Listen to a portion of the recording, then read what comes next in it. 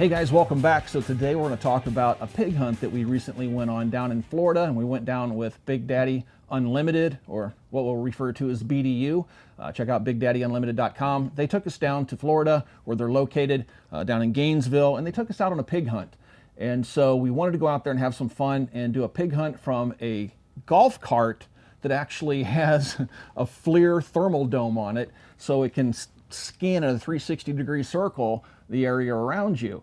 And so what I want to show you in the video are the firearms that we used and bring you guys along through the lens of a camera for the hunt. Now, I do want to warn you guys that there will be some graphic imagery in this video. This is partially a hunting video, so we will show shots on pigs. So if that's something that offends you, please stop watching now. For the rest of you guys, let's start our journey down the story lane here. So what we knew going out there was that we would be hunting out of a golf cart, so we'd have fairly limited space, and there would be at least 3 of us, but it wound up being 4 of us in the golf cart at the time, and it's a fairly small vehicle. So Jason and I rode on the back of the cart, and then we had a driver, and then John from BDU joined us on the hunt, and he was sitting in the passenger seat. So we had kind of a rumble seat in back, but we did have a little bit of an overhang because they had rack space on top for taking the pigs back to camp. So anyway, we knew that the vehicle would be fairly cramped, so the vehicle that the firearm that we chose to bring along for the vehicle portion of the hunting was this ADM rifle. This rifle is something that we do sell at Copper Custom, and Copper set this rifle up for me for the hunt. We took the 5.56 barrel off, we put a Faxon 6.5 Grendel barrel in it, swapped the bolt out, so we changed it from a 5.56 to a 6.5 Grendel.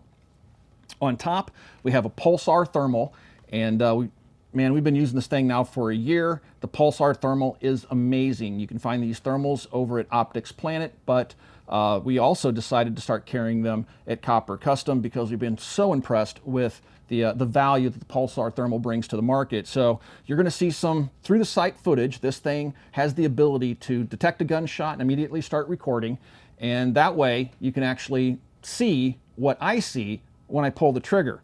I have the shot detection off. I'm going to have to turn the recording on manually here before we start shooting. But this is an ADM rifle. Obviously it's in black, and then out on the end we have a 30 caliber OSS suppressor. And we chose the 30 caliber because the threads on the Faxon barrel are 5/8 threads, so obviously we're going to use a 30 cal suppressor. And the OSS is the suppressor I choose to use when I go hunting, simply because it has very low to no back pressure, which means we reduce the port pop, which means when I take that shot, I'm not deafening myself. So anyway, this rifle is really cool. 6.5 Grendel is an amazing cartridge. And then I'm going to show you a slightly larger rifle that you've already seen here on the channel. I told you I was going to take it hunting, and we did.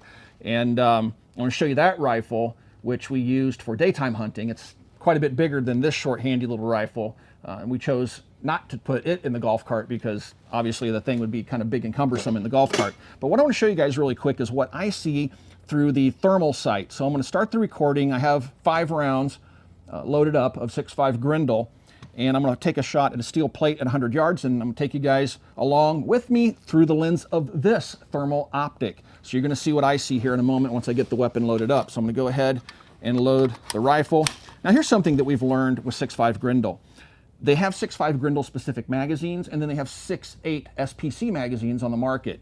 We found that the 6.8 SPC magazines actually work better for us when using the Grendel round. Now, if you try to use a standard 30 round magazine for 5.56, it's going to start binding up. Once you get about 10 or so rounds into the magazine, the rounds are going to start binding up because the case is actually thicker in diameter than a 5.56.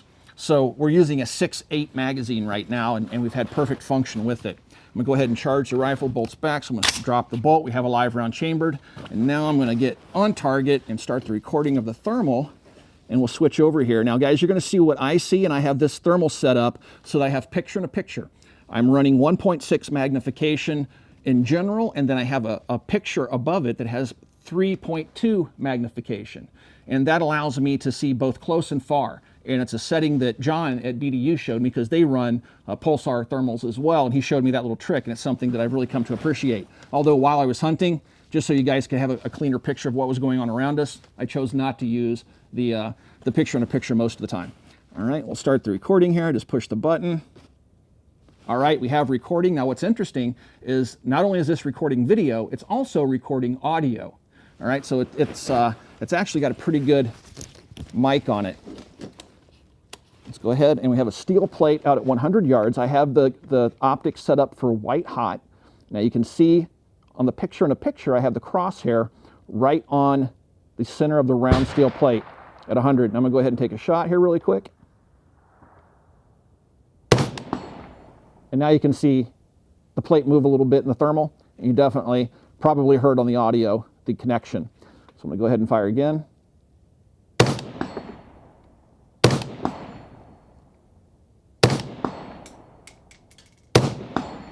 And we hit 5 for 5. So go ahead and stop the recording. And there you guys go. So now you can see what I see when I'm out hunting. Something that was really, really interesting was on one of the little hunting excursions, we had, the guide had a handheld thermal, a monocular, and he was scanning for us when we got out of the vehicle. And we saw a pig at about 110 yards or so. And it's really hard to judge distance with these thermals. One thing that I really like to see is the integration of a laser rangefinder, which Pulsar does have for the XP50. I just don't have one. But it's really hard to judge distance and the size of the pig that you're shooting at. But we spotted a pig about 110 yards away, and we jumped out of the cart, got all set up, and as I was looking at the pig, through the thermal, my guide just grabbed my shoulder and turned me sharp to the left, and about 15 yards or so away was this massive boar. And you'll see that in the thermal footage. I turned, I fired on that massive boar just off to our left, and then I looked, and the pig at 100 yards or so was still standing down there in the roadway. So I quickly took a knee and fired, and I connected with the first shot. You can tell when a suppressed rifle connects with an animal because you hear a thud. Otherwise, you'll just hear an empty crack, right? So you'll hear that thud. I heard that thud on the first shot, and the pig turned and ran towards the woods, but I tried to lead him and fire 2 more shots at him to try and catch him. But the first round did catch him, and we found him about 10 yards or so just off to the left of the road, so he didn't run very far. So that was really, really cool, and it's an amazing footage to see. So we also did some other hunting, and Jason did some hunting. Unfortunately for Jason, he actually scored the biggest pig they've ever seen on the farm ever. It's an absolute monstrosity. And he killed it with this rifle, and I had my fill, and I said, hey man, go shoot a pig, and he did, and he shot the camp record. And that was just a massive pig that was probably 8 or 9 years old, had huge cutters, which are the teeth on the bottom. The wetters, the little ones up top, had rotted and fallen out, but it had these massive cutters, and it was a spotted pig. So that is kind of in a nutshell how this rifle performed. I'm a big fan of the 6.5 Grendel. And the other rifle, the F4 that we use for daylight hunting, is a 6.5 Creedmoor. So both rifles are 6.5. One just has a little bit more power than the other one, the more powerful being the Creedmoor. And they both make for extremely great hunting firearms. So I'm going to do some more shooting with this and play around with it and see if I can guess ranges and see if I can do holdovers and stuff with the reticles here. But then I want to also show you guys the F4 rifle in 6.5 Creedmoor that we use for some daylight hunting.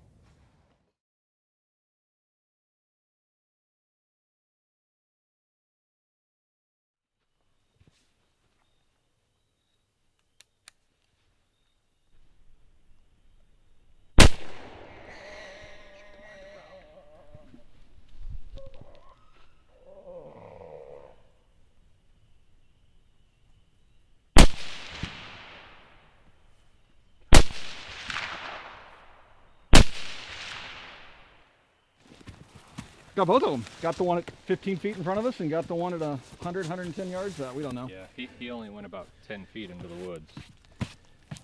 So that first one definitely connected, but he ran, and so I sent a few more rounds after him. All right, at 100 yards, it's kind of hard to make out the target. This shows you some of the limitations of the thermal. But right there, my crosshair, my magnified window, is on the stem of the target. I can make that out, so right at the base of it should be the steel plate. And there it is, hit it. All right, let's move it out to 200. And out there, if you look at the magnified window, the 3.2 by, you should see the stem and the target. I'm going to have to aim a little bit high for 200. And that connected. Connected again. You can see though, the target is not that clear to me. Now, a living creature would pop. Right now, the steel is almost the same temperature as its surroundings. We can make out the frame of the target. But the target itself is a little difficult to see. But I'm still able to hit it because I'm guessing where it should be, I should say. There's the stem. Hit it again.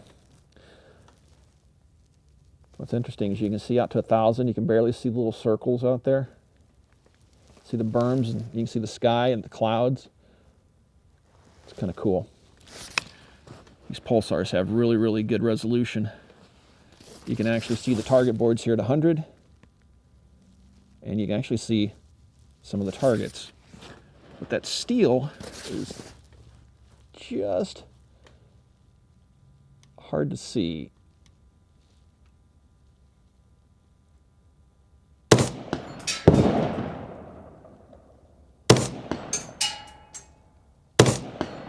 But we can still hit it.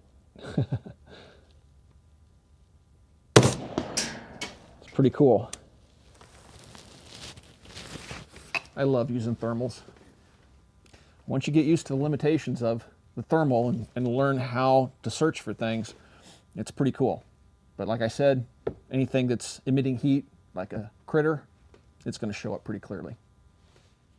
This is the F4 rifle, chambered in 6.5 Creedmoor that you've seen previously here on the channel. The only thing that's changed since the last video is the fact that we've installed an old school OSS 30 caliber suppressor onto the proof barrel, which is a carbon fiber proof research barrel. So it adds a little bit of weight to the end of the gun. Overall, the gun is much heavier than the 6.5 Grendel rifle, but you can see how much this thing would, well, you can't see the weight, but you can see by its overall length with a long barrel and suppressor attached that this would be a little bit harder to get in and out of vehicles with, which is why we use the other rifle for the thermal shooting. So we did some daylight hunting, and we wound up sitting in a blind all afternoon, and we didn't see a single thing. We even had bait out there and stuff like that, and nothing showed up. And we only had 2 days on the ground, and it rained most of the time. So unfortunately, we weren't able to get any video footage of this thing doing its thing on pigs. But yeah, this rifle performs really well. We zeroed when we got down to Florida, because when we zeroed the rifle up here, there's a drastic temperature change. Obviously, I'm wearing a coat here. It's in the 30s today. It was much warmer down there, so we had to re-zero the rifles for humane purposes. You don't want to wound an animal.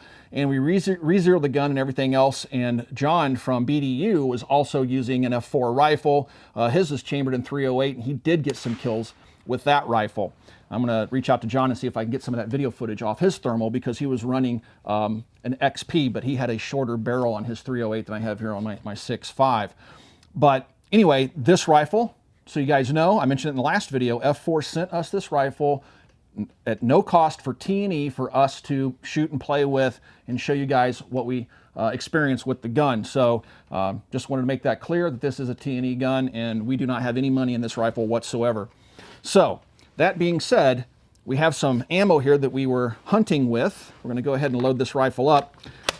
And we're using a standard magnified optic. This is the optic you saw in the last video. This is an Athlon scope. These are for sale at Copper Custom. We are very fond of these scopes. They're a nice, alternative in terms of cost. They have very great, good optics and optics clarity. They box test very well. So I'm a Leupold fan. Most of the guns I have are Leupolds, but when you get up in the higher end of Leupolds, you're getting up to $3,000+. This gives you an option of not spending that much money, but getting similar functionality. So that's why it's on here. Playing with it, we continue to test it. At Copper, we test all the stuff that we sell. So far, so good. All right, let's do a little bit of shooting with the 6.5. This one's doped at 100. I gotta find my flashlight here because the scope's backlit. Yeah, all my turrets are set to 0.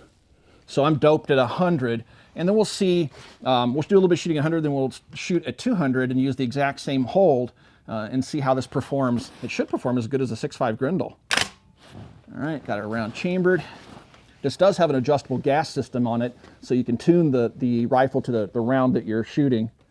All right, we have a steel plate there at 100. And let's go ahead and hit that puppy. Solid hit. Man, I love the way this gun shoots. It's so pleasant with that OSS suppressor because we don't add back pressure. So both of the ARs that we're shooting out here this afternoon have very mild recoil because we're not overgassing the gun like you typically would with a conventional suppressor. So let's do the same thing. I'm going to shoot at 200. Now that I can see where my hits were with the 6.5 Grendel, the bullet drop was minimal. Hit. Hit again. Yeah, same hold, and that's the beauty of the 6.5 calibers. You don't have to make ballistic adjustments or elevation adjustments for shots from 100 to 200 yards. That's pretty cool. Huh. We might actually take this rifle today and stretch its legs a little bit to 500, maybe a little further, weather permitting. But yeah, this is a great rifle. I really wish I had the opportunity to put the crosshairs on a pig while we were down in Florida, but hopefully we'll be able to hold on to this rifle for a bit longer, and we'll take on some other hunts this spring. I think this would make for an outstanding prairie dog hunting rifle because the accuracy this thing's capable of, which is sub-MOA with the ammunition that it likes, is phenomenal. So yeah, what a neat gun. I like the green too.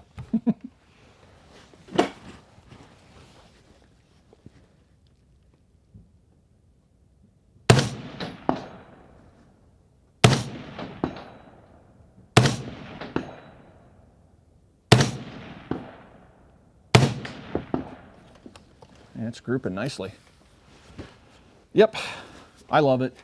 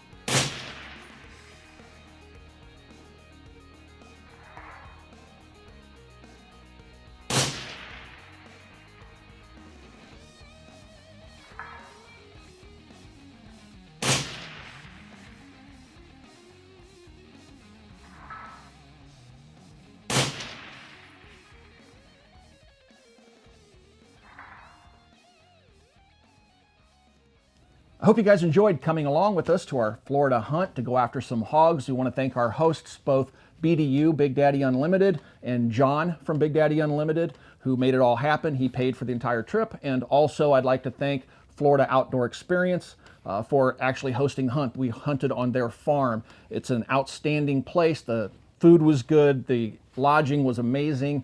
And they have, I think, around 8,000 total huntable acres. They don't just do hog hunting, they do turkey hunting, deer hunting, all sorts of stuff, even fishing, I believe, because they're right on the coast, just outside of Gainesville. So I want to thank all those guys for making it possible. It was an outstanding experience, and we hope, again, that you guys enjoyed coming along with us. If you'd like to support us here at the Military Arms Channel, the best way to do that is to follow the link down below and become a Patreon supporter.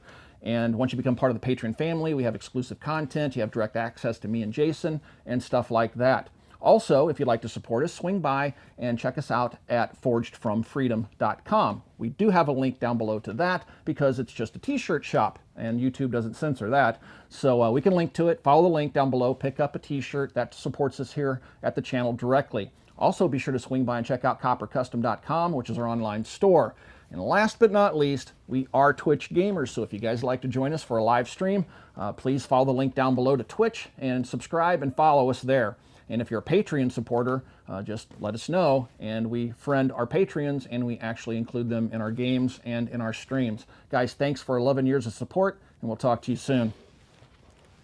Now for the last 10 rounds out of this F4 beauty.